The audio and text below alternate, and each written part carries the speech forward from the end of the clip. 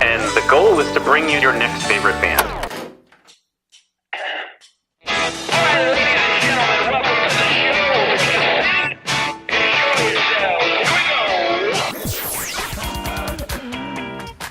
Thanks for having us. This is a very cool show. Yeah, so through many iterations, and we finally landed on the weirdest one by far. Yeah, simple of feelings, and boom, you got a sound. Yeah. I remember this one time. I'd been writing some songs, and I went out. I'm just going right in on this story. I went out, and so I was. The story's longer than the song itself. We'll go ahead and play it. And listen, it's going to be everybody's favorite band.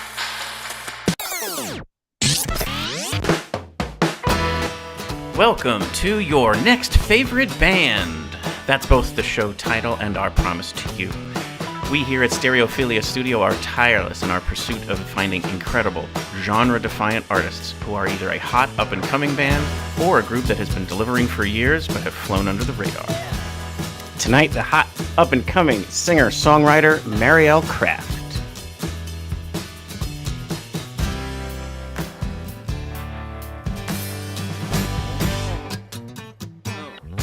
Each month, we will bring you live streams, audio podcasts, and perhaps even a live concert where you can listen to the stories and hear the music of artists personally curated by us based on what we feel will be worthy of your time.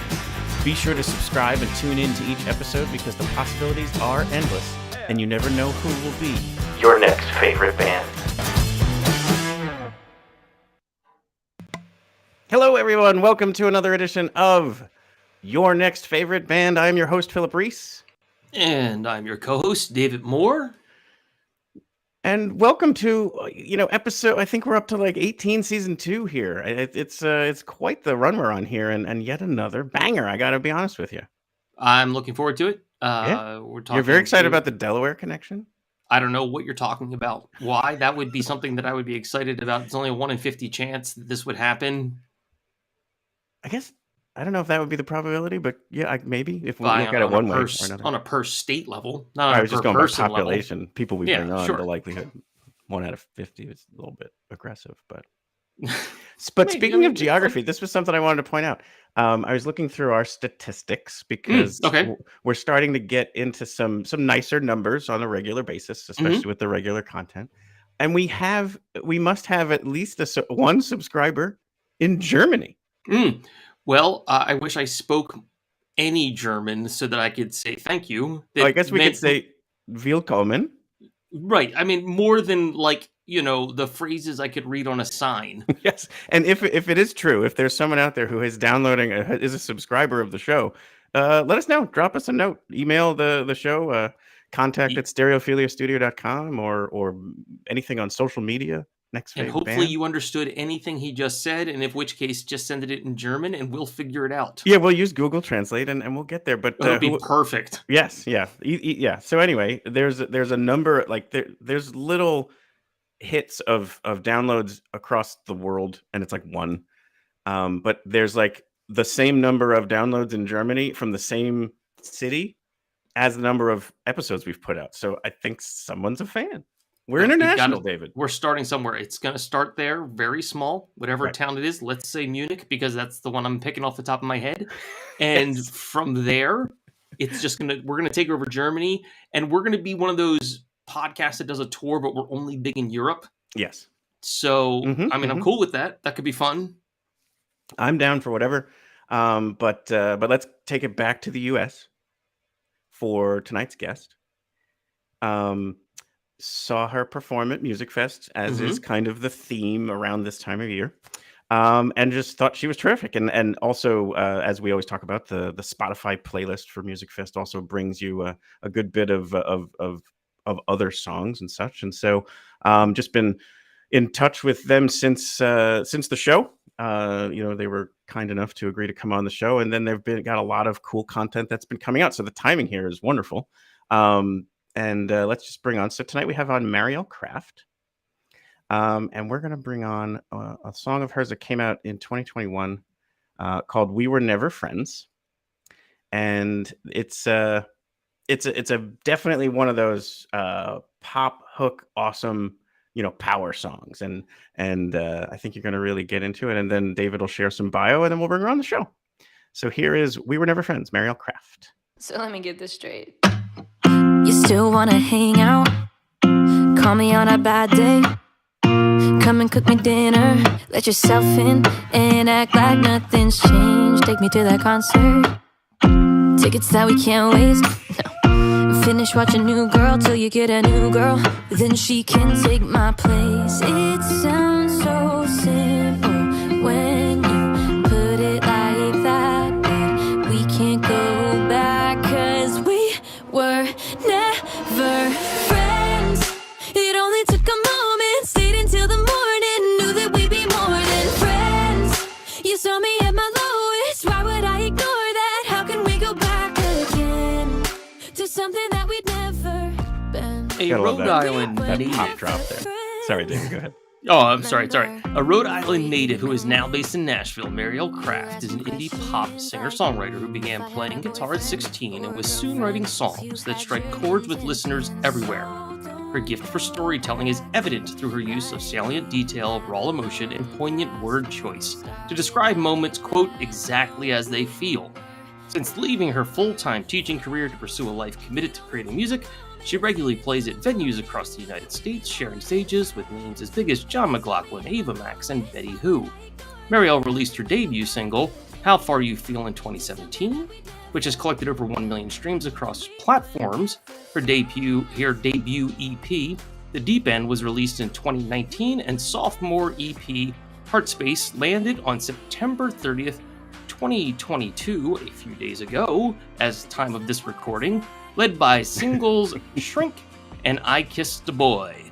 In Marielle's own words, I write songs, I tell stories, I drink coffee. And welcome to the show, Marielle Kraft. Wow, thank you. That was a beautiful synopsis. Yeah, and we're gonna let this song kind of play out there at the end there, but actually, let's take it out, because I think that was great that David talked about the I Kissed a Boy and this new EP that came out just last Friday. So I kind of wanted to start by just thanking you. Like, what an honor for us to be right perfectly timed for the release there. So thank you for that opportunity to kind of bring you on, share your story, and this wonderful new EP you have out there.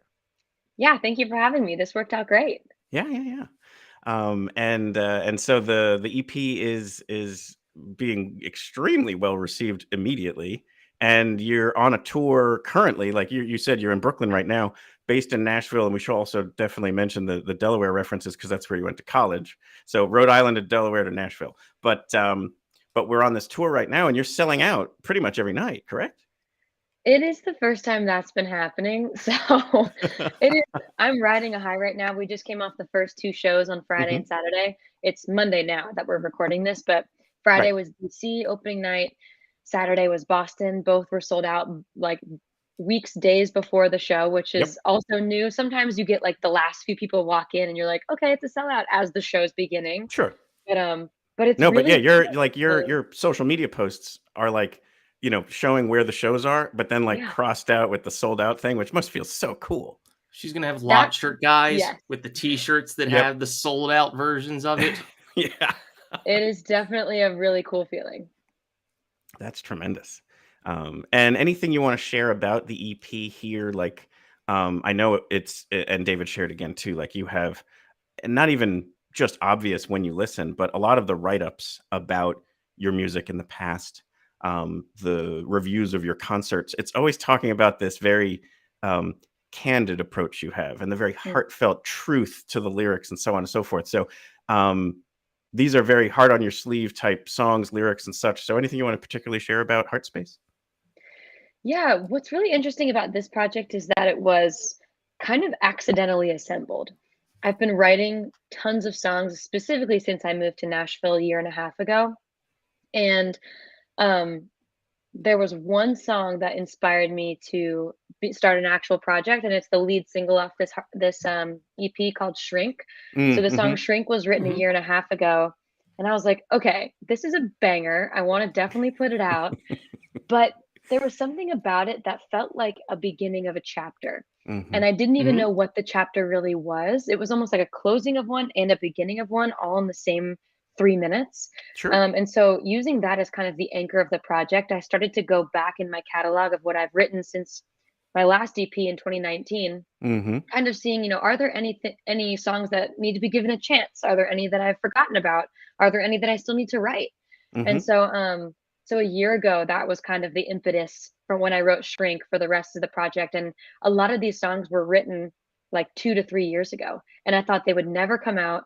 And here they are making a home on like this little narrative. So it really worked out. And I think having this perspective years past of writing them allows me to see that, the meaning still holds up, the lyrics still holds up, and they Totally. deserve a place out in the world.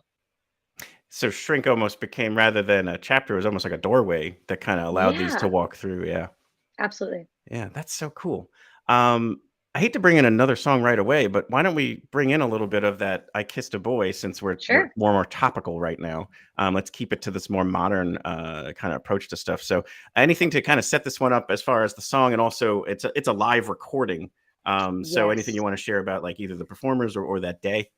Sure. Yeah. The two performers you'll see in the video on either side of me, Dana and Kenna, they are actually also my co-writers of the song. Oh, very So cool. they became Oh, like my excellent. band for the day, and they wrote the song with me, which was really special to have them be throughout every element of the process. Awesome. Shout And out this to song them. is really, in particular, like super special to me because it's the first time I'm very candid about Yes. my queer identity and what that Hmm. means in my story. And so, yeah, Yep. enjoy it. Awesome. Yeah. Here is "I Kissed a Boy."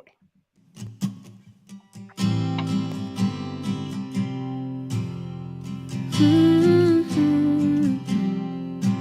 Think I was 14 in a basement.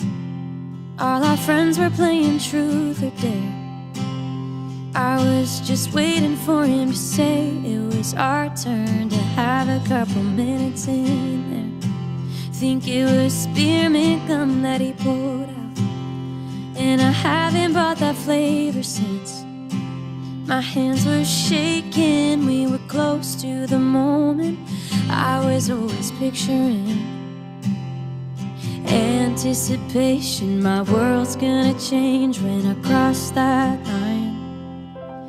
I kissed a boy, and I hated it. Yeah, I waited for the spark, it didn't start. So I stayed in it, trying to argue with my heart. Thought I'd feel it if I did it more. Yeah, I wish I would've known before I kissed a boy. And you can just hear like just not only just beautiful songwriting and singing and performing, but again, like you said, the true, honest approach to the songwriting and what you have going on out there, and the importance of that for people is like, it's important to be seen. It's important to have people who you identify with putting that out there on a stage, not even just female, but also female LGBT. I mean, like it's huge.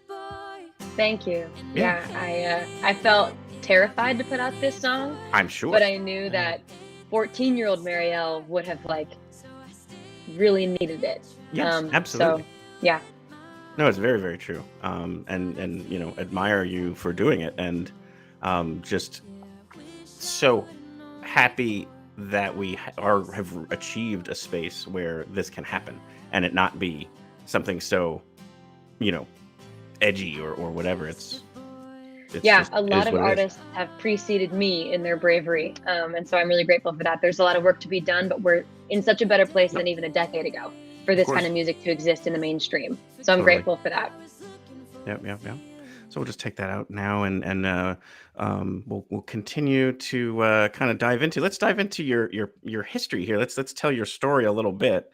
And Okay. if you don't mind, let's take it all the way back to the beginning, where you didn't even really start playing music until late into high school, and even songwriting didn't even kick in until college, which is just mind blowing given the talent you have.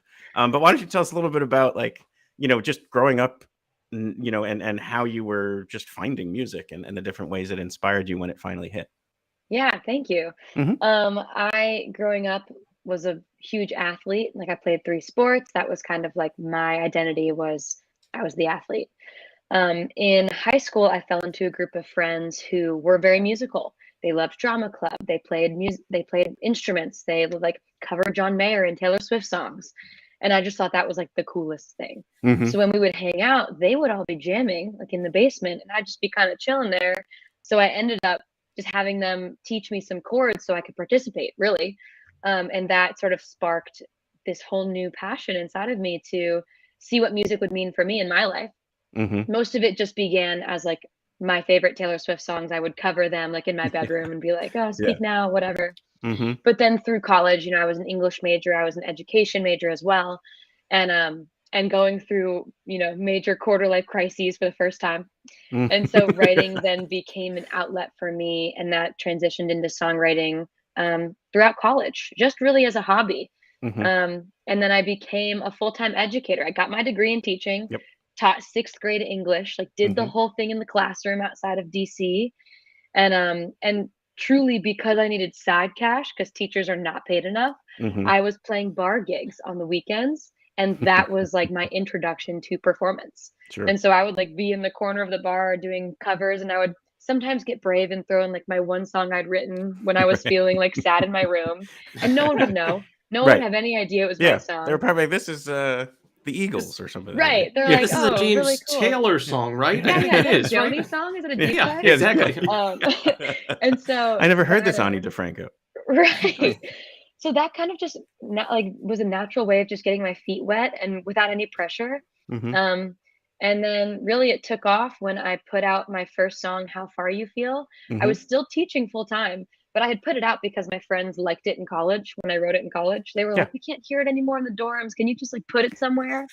So I recorded it with my uncle's friend in like his basement. Mhm. We put it out, and then back when the Spotify algorithm was really prioritizing indie artists in a way that didn't involve a label, it was like getting on all these discovery playlists Fun. and sort of like unintentionally launched my career through numbers. And then I started getting some small touring opportunities because of that song, and then we kind of took off. So it was a more of an opportunity that came to me, but I'm Mhm. so grateful because now it's like my whole life and I'm Yeah. obsessed with it. Yeah, yeah, yeah. And there is another story in there that I'd love you to share too, because I think it's very, I think the power of support. And I think it's your mom sat you down and asked you if money wasn't an object, what would you be doing? Yeah. And it just was I guess a transformative moment. I was shocked because my parents they have pretty traditional careers. My dad is in corporate business. My mom was a career educator.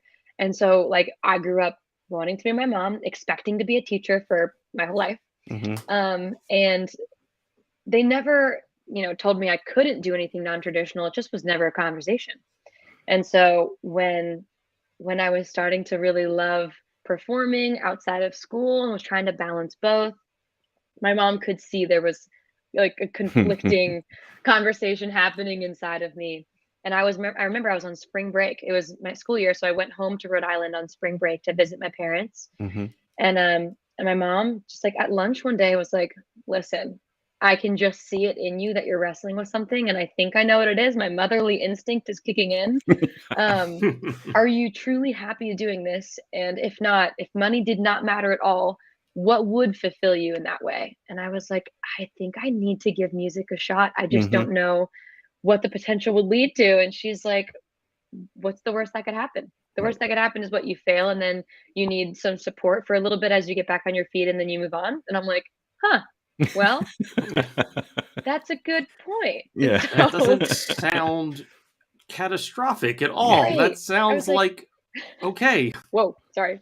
I was like, are We wanted to you see the bike in the corner. Yeah, there's a bike in the corner. I was like, are you encouraging me to quit my stable career that I used my degree to achieve? And she's like, in so many words, I'm just saying that if you're going to regret not doing this, I don't want to see you have that. So it was really cool. It was a transformative moment. Hmm.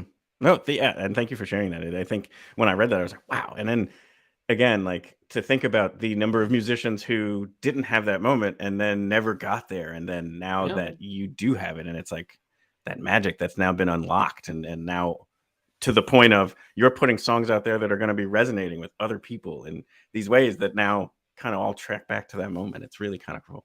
Yeah, taking When you that put it leap that way, is that's one of the crazy. hardest parts. Yeah.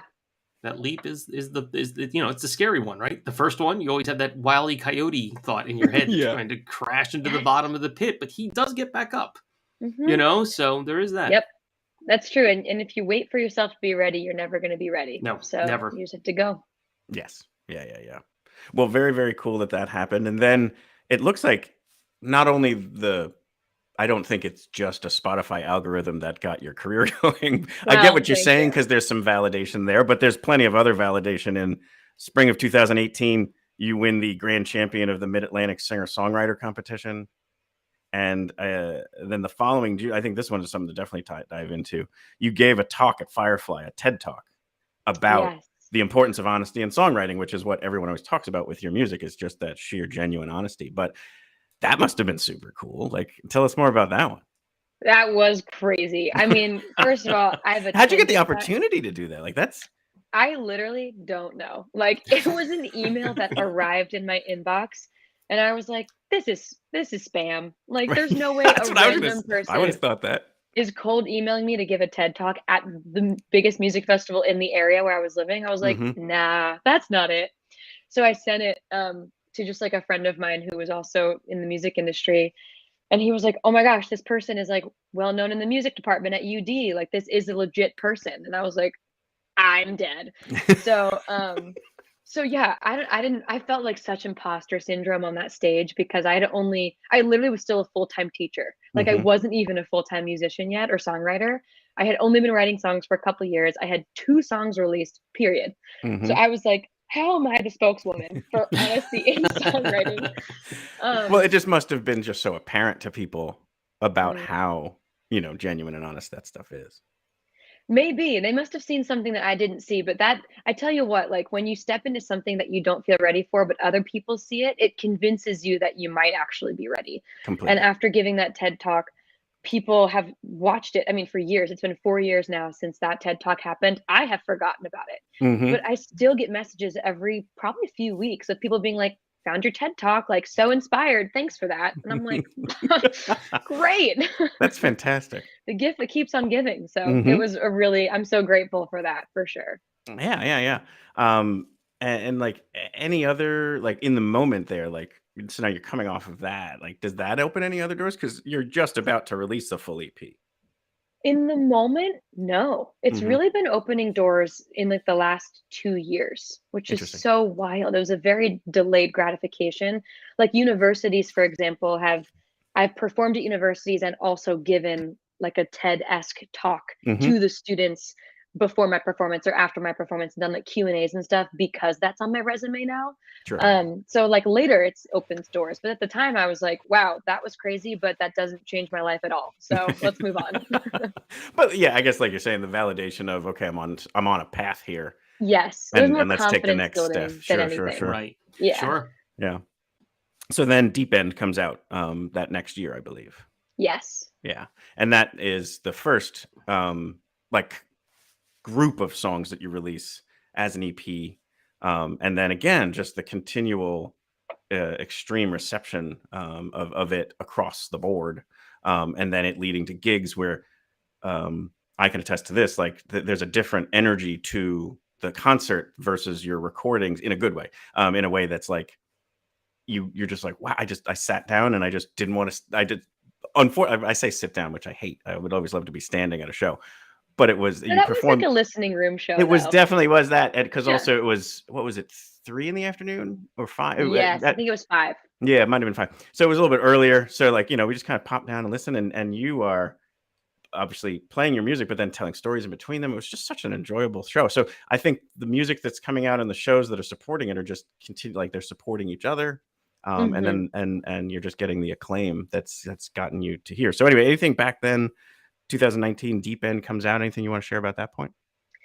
Yeah, that was the first time I ever like headlined real shows was in support of that release. So that was July 2019. We did 3 headlining release shows, and it was the first time I brought a full band with me. So I was, trying to figure out how to arrange my music with real people and real instruments and not just me and my guitar the way that I wrote them. Sure. So that was like a huge stepping stone for me in terms of my touring experience was, okay, I'm not just somebody showing up to play my 30 minutes before the real band. Like I am on the ticket. Like my name is on this ticket. So it felt like, the pressure was on where people were showing up for a show that they expected to be great, not just being surprised by me as the opener that was pretty good, so I feel like it really gave me like a lot more motivation to punch up my live show and make it like a full experience rather than just a few songs. That was a really cool time. You're absolutely right, because like you're right, the opener can go in there and play 35-40 minutes and even just kill one song and people would be like, wow, that was nice. Right. Whereas when you're going to see the headliner, you're expecting it to almost tell a story in and of itself, highs and lows, and with a big killer closing. So you're right, you have to almost orchestrate a totally different performative offering there. It was so new, and like that's probably the most nervous I've ever been of my shows. I mean, the rooms were like 100 to 150, which is still like a lot of people. Oh yeah. But Sure. But it's not like I'm playing an arena, but it felt like at the time it was an arena because it was this massive group of people showing up for my show, and I was like, oh my gosh, I have to deliver. Let's go. That's very cool. That is very cool. And then is there any particular region or area or venues that receive it a certain different way or better or whatever? Actually, yeah, each city has kind of proven different like demographics and also energy levels. DC is definitely like the party city in terms of my music. Like I feel like it's also because the venues I've played there are typically all standing room, like club kind of venues, where you can just feel the people like moving their bodies with it, screaming along. They feel much more comfortable to like participate in the experience because they're in like the crowd of people next to them. Boston is very different because most of the venues I've played are like seated theaters and listening rooms. And so that's typically, like a little bit older of a demographic and also a much more attentive crowd, which is nice for the slow songs. They really see me as a songwriter in Boston, but in DC, I think they see me as like an entertainer. So it's really interesting to see the difference. I love having both. Yeah. Absolutely. Sure. Yeah. And then the after this is when now you release this in my opinion, and again, I'm just coming at this since just learning about you this summer, so correct me if I'm wrong, but you release In It Together, which is a completely different sounding song than anything you had done before. Is that accurate? I would say so. Yeah, cool. Okay, nailed it. But so you co-released this one with Joshua Howard. And I just hoped maybe you could share a little bit about that process and maybe a little bit more about him. And then kind of talk about this song. I do have it queued up, and then I do have that other video too that I think we can have some fun with because I think it's just such a you said wholesome. I just think it's like that's definitely one word, but it's just again just the sheer joy that these friends and family that have for you and whatnot that I want to share. Genuine is the word that comes to mind for me. Yeah, for sure. Cool. But yeah, tell us about the song and the co-writing process. For sure. So Joshua is a singer-songwriter out of Philly, and I was living in Delaware at the time, right outside of Philly. We had both opened a show together at this venue. Yeah, we had both opened a show together. We can for derail another the artist. whole conversation. I know, Delaware. Well, we'll come back to it. We'll have a whole Blue Hens conversation that'll happen. We'll talk about. Will we ever? Yes, we will. Dig right in. So we had both been openers on this bill and had met, and I just really loved his style and his vibe. So we ended up getting coffee, and it was a super fast friendship where we both were kind of in the same phase of life of really just starting to get on the road for the first time. Leaving home for a bit, having some shows that were killer, some shows that were with 3 people, and how humbling and like hard that was. Sure. And because I had kind of just recently quit my job a year prior and he was working on doing the same thing, we really had found camaraderie in each other in that season of our life of like, nobody else really gets this, but you do. So we had coffee pretty much every month just to like share about everything and vent about our lives. Which is in your bio. You have coffee. I have lots It was of coffee. literally what I closed with. I have coffee. It's literally the exclamation. So you're on brand at this point. It is a theme, yes. Yes, and hopefully we do get to that song, but we'll get to that later. Anyway, for sure. Yeah. So you're keeping in touch with this person, and you're finding support through the highs and lows of the process. And one specific day, we had both gotten off the road of a particularly difficult stretch of shows that just didn't really go well for either of us separately. We came back and just sort of vented, like, should we even keep doing this? Like, what's the point? You know, I can't really complain about this dream that I'm chasing because I'm chasing my dream, but it's still hard. Like, how can it be both? And he was like, I get it, and I'm right there with you, and you are not alone, even though it feels so isolating. So we literally, in that moment, we walked up around the block to his apartment in Philly and went upstairs to his living room, and we wrote the song in it together, just to each other, literally just as like spurring from our conversation. And in that moment, we were like, okay, there's something special about this song. And it's not a song that you can cut or I can cut alone or like put out alone. Sure. We were like, it has to be both of us. So we ended up recording it a couple months later, and we actually invited all of our friends in the Philly and Delaware area who are pursuing music or art to be on the chorus of the song. So they were brought into the studio, and then all of us together were like sharing this message of, we can do this, like we're in it together. And we put it out 2 weeks before the world shut down. We had no idea that was going to happen, but it sort of became like an anthem through that time of quarantine and isolation, that wherever we are, like we are in this together and we're going to make it through. So I almost wish I knew it back then, because I could have really used it myself. Seriously. And you're right. I used the word anthem to describe it as a songwriting like description, because it's anthemic, in its very nature. To only think about that, it was then being applicable to the beginning of a global pandemic only makes it more so that. So let's the bring it timing in. was crazy. Yeah. Let's bring it in here, and I won't be able to play the whole thing because I want to get to that other part. But just to give you a flavor of what this song is about and how it is different from the other Marielle Kraft songs, here is In It Together, Marielle Kraft with Joshua Howard. We're in it, then we're in it together.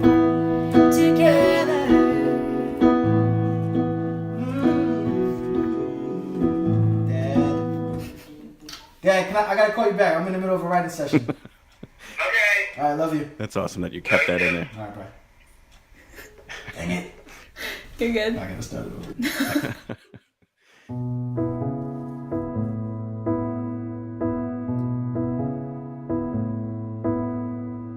City to city, wonder if anyone sees me. Searching for yeses in a room full of maybes. Reaching out for your voice in the dark. Nobody told me it would be this hard. Second guessing if it's even in me, but I'm not alone. If we're in it, then we're in it together. If we're in it, then we're in it together. Doesn't matter where we are, for worse or for better. If we're in it, then we're in it together. So the sound is so good, and the voices are so good. Words Thank aside, you. it's this beautiful, uplifting song. Yeah, we did it in one day in the studio, like all real instruments. We were just like hitting things in the studio and just like adding layers and layers and layers, and it just came together so naturally. It was awesome. Yeah. I'm trying to vamp a little bit so we can get to the moment where the chorus actually is supporting you, because that's important for the other video. So, Okay. anything else you can share here that just like, it's a beautiful studio, and even the video.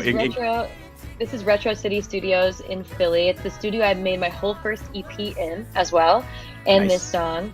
And these are all my friends all of our friends arriving. You can see them come through the studio, and we start to prepare for like the big chorus. We taught them like all the oohs, like in the moment. We like were creating these parts all together. It was like crazy. The Right. energy was just so, electric. But it's about to kick in right here. This is the bridge. Yeah, here it is. Let's so let it gets happen. epic, and then it comes in. When I'm tired, I wanna give in. What's it all worth? So many questions, but you remind me I'm not alone. If we're in it, then we're in it together. If we're in it, then we're in it together. Here we go.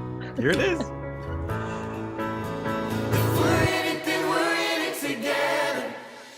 If we're in it, then we're in it together. Doesn't matter where we are, for worse or for better.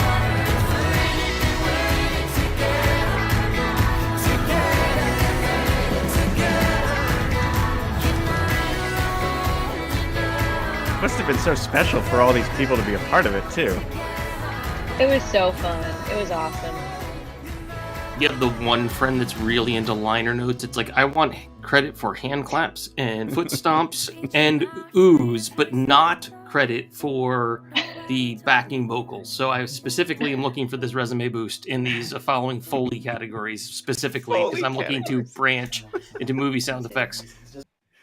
I'm dead. That's so funny. Yeah, we definitely included, I mean, it was like 3 pages of credits on that song. I'm sure one day of a cut is a fun energy. I've done that before, where it's sort of, you go in and you're like, we have a job, and yet at the same time there's this energy of both fun and excitement, and also this precipice of like, the time is ticking away and I can't believe all this time has gone by. By the way, we have to cut 2 more songs. It's like you have those moments. Day.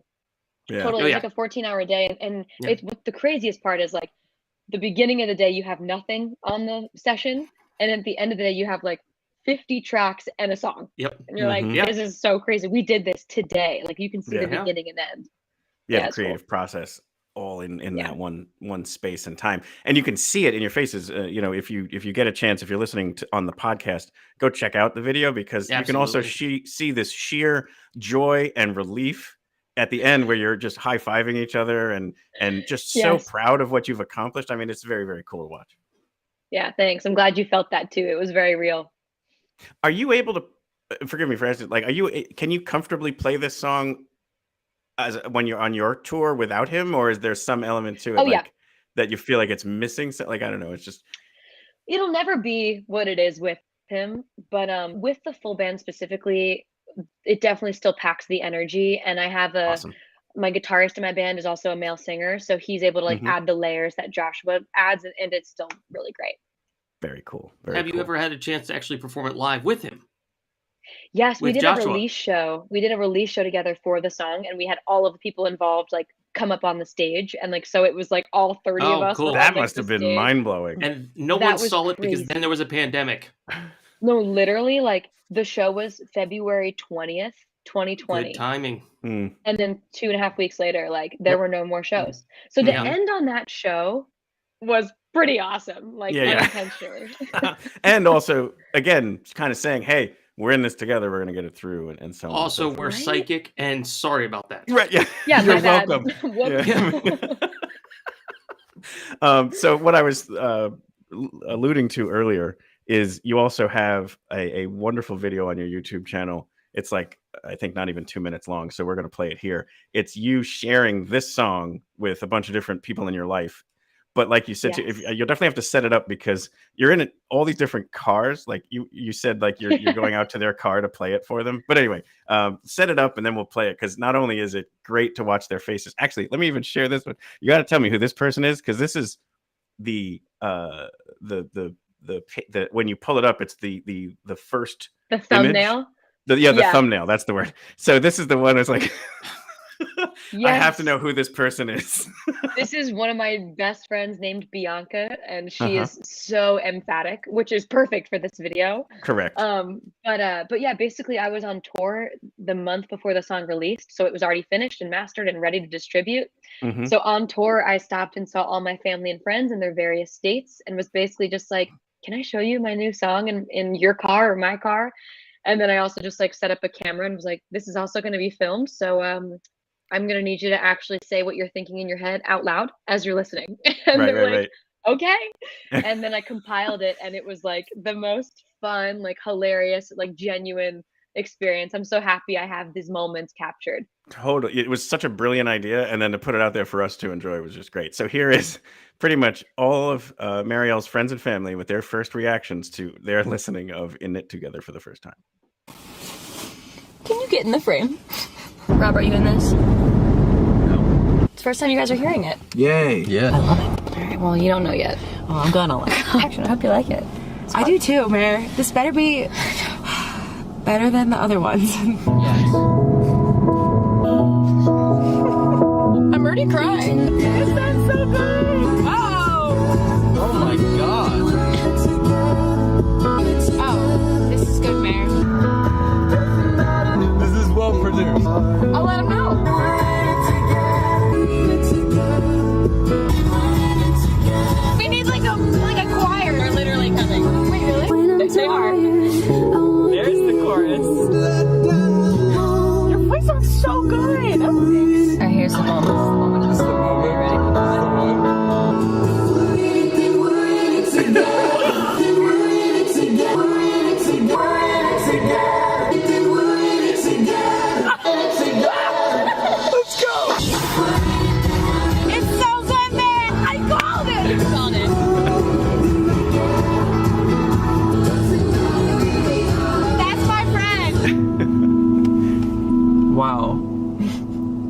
was not expecting that. Damn! I love it. Thank you. Wow. I love That was awesome. That was really amazing. I'm so proud of you. Like the fourth best thing I've ever heard in my life. That was gorgeous.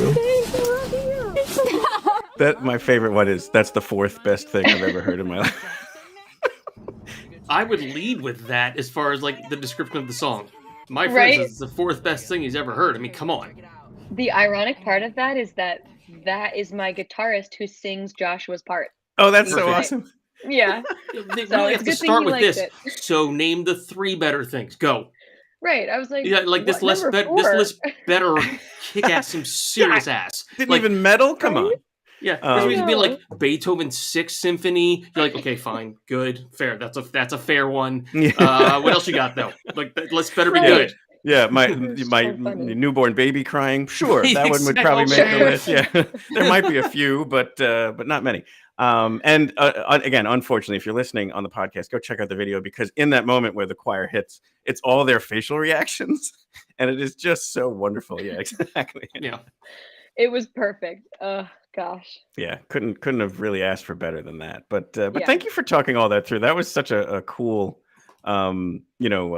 experience during the research that I was like, I gotta learn more about this, and then there we have it. So No, thanks for asking. That never comes up. But I loved that piece of content. Like, I'm so glad that you also liked it. oh yeah, totally. And the timing of it is just remarkable. Thank you. I mean, yeah. So I think that brings us somewhat current because that comes out during, like you said, COVID's about to start. Then you do release like We Were Never Friends and then now the new EP. So is there anything else in there that you would want to share song-wise, experience-wise, Yeah. getting us up to where we kind of started the story full circle? 2021 had 3 singles in it. It was Mhm. We Were Never Friends, Everyone But Me, and Second Coffee. Second Coffee was one that kind of came out of nowhere. I had written it and then I posted a tiny clip of what I had written on TikTok. Mhm. And then it went viral with over 1 million views in like 2 days. And I was like, what's happening? That has Mhm. never happened in my whole life. It's a very insane feeling. So I pushed to get that one out in like 3 weeks, as fast as I humanly could. Sure. And that song has like really been the one that sticks with people. So I'm glad it came out. Like Yeah. they knew more than I did that it needed to be out. You got to listen to the people. Yeah. But that one did create some waves in my career leading up to this EP. That was like another little boost of momentum and like brought in a new audience from the internet for me that Mhm. gave me more motivation and like Totally. resources to be able to put this project out. So Mhm. yeah. It's my favorite song. It's the one where like after I left that set and then since then listening to it, I'll be singing it just, as I walk around.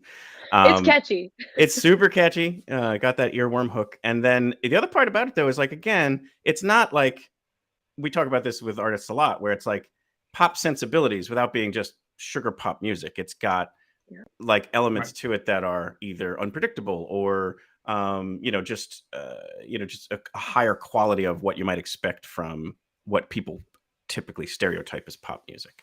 And I do love too, like, so anyway, just a quick background of the story. It's from what I understand, a true story about you broke up with someone and then you ran into them at a coffee shop where they bought 2. So now you're just filling in the blanks there of, well, they must have met somebody else. And it's just a whole, like a theoretical, who's that second coffee for? But the one lyric that sticks with me, and I'm not usually even big on lyrics, so this is a huge testament to you, is it talks about, while I'm curious, I don't wish it was mine. And I just think it's such a neat thing about like, you're completely, it's not like a breakup song or something where you're angry or whatever. You're just kind of like, oh, I'm glad you've moved on. And, I wanted to see the best for you. And hopefully that's what's in that other coffee. So anyway, I think that's a really, really great song for all of those reasons. In addition to being catchy, it's just got a great kind of like, it's a peaceful breakup song or what have you, or it's a post. Yeah. Thank you. Yeah. I mean, the encounter in the coffee shop happened like a year and a half after we broke up. So there really wasn't any like bitterness left. It was just like, weird. I haven't thought about you in a minute. And it seems like coffee you're cup. right. But it seems like you've moved on. And I wonder what that looks like for you, kind of thing. So it's just like a really, yeah, it was cool. Definitely cool. So that brings us up to date. Now, I do want to obviously now even promote. So now looking forward, one in particular, you're performing at Philly Music Fest in a week, basically next Monday. Yep. And that's at Ardmore Music Hall. Yes, I'm opening for the incredible band Mount Joy. Mount Joy, that's huge. I know. I'm so excited, I have to be honest. Totally. It's a freaking neat out a little space too. Very neat space. Yes, Ardmore. I've heard so much. Oh, so you've been up to, so Ardmore is wonderful. It was great pre-pandemic, and this is somewhat conjecture on my part. I think they must have really used the money that was given to shuttered venues in a great way, because I've Great. been in there since then, and it only is better. Like now, it's even better acoustics, even better lighting and sound. Just the whole kind of vibe of the whole place. I've always loved going there, and they definitely bring in some of the best musicians. So I definitely think you're gonna like it there. I'm excited. It'll be full band, and it's been sold out since basically it went on sale because Mount Joy is incredible. Mm-hmm. Yeah. So I As think that you are. night's going to be really special. Yeah. Thank you. Mount Joy is going to talk about that night that they closed for Marielle Kraft. That's what it's Oh gonna my turn gosh, please. Jeez. But no, I think that is super cool. And then you have a full slate of shows through October, November, and then even some setup for next year, because you come back to Philly. Yep. I just like sharing Philly because it's what's close for us, but we have listeners in Germany. I don't know if you heard this, but yes, Guten Tag. there you go. But that'll all slot in that January space where she does between that and the February shows. Back in Philly in November to play at the Fillmore, another wonderful venue, and then Milk Boy next February even, which is awesome to see people already scheduling into next year. So that's very encouraging. I'm excited. The Fillmore slot is a support slot for a band called Sub Radio. They're amazing. And then Milk Boy is a headline show. So that'll be really fun, like full band as well. So yeah. Milk Boy, another great venue. I love Milk Boy. That's actually where Joshua and I met. That's the bill we were on, was at Milk Boy. I've played at the original Milk Boy location, and it's a cool organization, a cool place. Sweet. Mm-hmm. Yeah, definitely very cool. And then, like I said, there's shows in Syracuse, New York City, Richmond, DC, Nashville. You're up and down kind of East Coast and even into the Midwest a little bit. So if you would like to see Marielle play, check out her site, follow her on social media. And anything else you'd want to promote here? Obviously, let's also get some people buying your merch. Let's people buy t-shirts or CDs, whatever. Let's sling some merch. Totally. I just came out with a whole new line of merch for my EP. So it's like the Heartspace logo on sweatshirts, on t-shirts. I have the physical copies of the CD that I made. I have sticker sheets where like all the different lyrics are represented as stickers on like a sheet. It's really cool. And I have coffee mugs that say, "Who's that second coffee for?" So it's a sassy start to your morning. You missed an opportunity to bring in a mug and shot there. I almost bought it at Music Fest, but again, the 5 o'clock show that it was, I didn't want to necessarily walk around for 6 hours with a coffee mug. Right. What do you do with a mug at that point? Right. Yeah. But yeah, it's definitely, come to a show is my number one thing. Is I promise you'll understand if you come to a show, if you're able. Absolutely. Come through. But if not, follow me online. My cyber community is just as thriving. So come through, be there. Absolutely. Well, Marielle, thank you so much for coming on the show today, telling your story, all these cool little tidbits about everything, and for sharing your music and in all those different ways, the talent, the bravery, the representation, everything is really appreciate and it's been an honor to have you on the show. Thank you for having me and for all you do to support like indie and local musicians. Like this is huge. So thank you. Oh, that's what we love to do. We want to get people, get their ears listening to all the best music out there and have it be their next favorite. That's what we try to do. Well, every single time counts. So thank you. Absolutely. So thank you, Marielle and David. Another huge success here. I would say it was a home run and other sports metaphors, which I'm terrible at. So I'll just leave it at that. It was a very good sports ball reference by you. I feel like I hit a home run on my home run reference. And I just think that I'm very proud of you in this moment. Man, I feel good about myself right now. We should stop before I injure myself. I don't know. What is it? Pull a hammy? Is that the right thing? Like, I literally have no sports understanding whatsoever. Like, you asked me a question, I just name like the greatest hits of sports people. You've nailed this close. Yeah, well, I mean, I'm on top of things. All right, Phil, let's say goodbye to everybody. we hope you've enjoyed this episode of Your Next Favorite Band, closed expertly by David. We would like to sincerely thank Marielle Kraft for joining us today and sharing all these wonderful stories and her music from the beginnings and peek into the process and all of that the great, again, honest, genuine, sincere, candid songwriting and performing that she has going on, and definitely check it out. There will be links in the show notes for the website, Spotify, YouTube, Bandcamp, all that good stuff, so that we can get it in your hands and in your ears easy. And then also, like we said, definitely if you want to support what she's got going on, merch and buying directly from the artist is definitely the best way to support all of that. And I will definitely be getting one of those shows, whether it's November or February. But hopefully we can all get a Your Next Favorite Band crew going down and enjoying the show together. As always, our hope here is to bring you your next favorite band. If you already knew Marielle's music, thank you for tuning in, and we hope you subscribe so that we can bring you some other ones down the road. And we've got a lot of great artists coming up the rest of this month and throughout the fall and winter. And we hope to see you at a live show soon. It's all over now.